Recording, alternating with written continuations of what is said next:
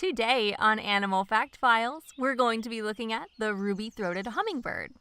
If you like learning facts about animals, then subscribe to this channel so you can stay up to date on all the new content.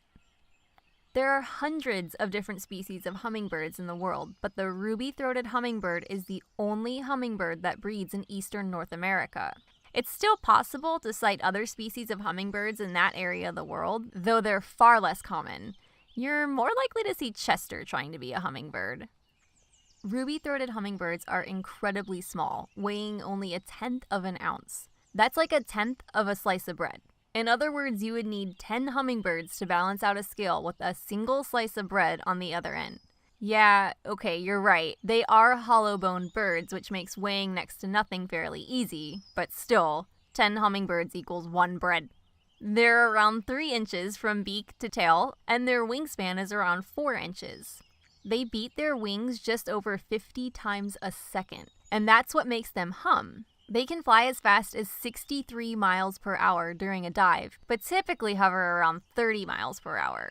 Ruby-throated hummingbirds, like other hummingbirds, are extremely acrobatic in the air. They can fly in any direction, including backwards and even upside down, and can stop on a dime. When they stop, they really do hover in the air, kind of like a helicopter. It's probably pretty useful that they can fly so fast because they're actually migratory, some traveling distances from Canada to Costa Rica. During their migration, many ruby-throated hummingbirds will cross the Gulf of Mexico in a single 18 to 24-hour flight.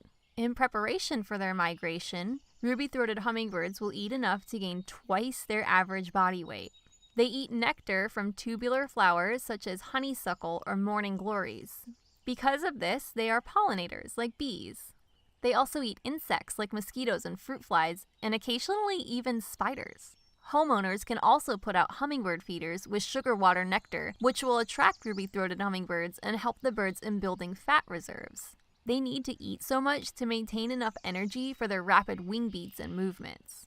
When it comes to mating, the males will perform dances when a female enters their territory. After they mate, the male will move on, leaving the female to raise the young on her own. She will build a nest roughly the size of a walnut about 10 to 20 feet off the ground. She will lay a clutch of 1 to 3 tiny white eggs and spend up to 80% of her time for the next 2 weeks incubating them. After they hatch, she will continue to feed them for the next 3 weeks until they're ready to fledge or leave the nest. She'll continue to feed them for a few days after they leave, and by the time they're ready to set off on their own, they will weigh almost double what their mother does, thanks to her dutiful and tenacious feeding schedule. A female ruby-throated hummingbird will do this up to 3 times per year. Although we aren't entirely sure how long they live, the oldest documented ruby-throated hummingbird was a female over 9 years old. Some myths about ruby-throated hummingbirds are that they hitch rides on larger birds in order to complete their migration.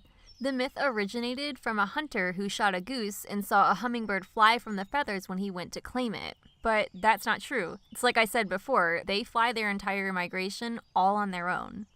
Another myth about hummingbirds in general is that they don't have feet. Again, this is untrue, as they do have very, very tiny feet. It just so happens that these feet are rather useless to the bird for any means of mobility. They can only really perch using their feet and can barely manage a stumbling walk. So, of course, this dispels the myth that hummingbirds never land. They do land to perch and usually do so to survey their territory. Also, for anyone who thinks they've seen a baby hummingbird flitting about, they may have seen what's called a hummingbird moth. I guess we better look into that one on another day.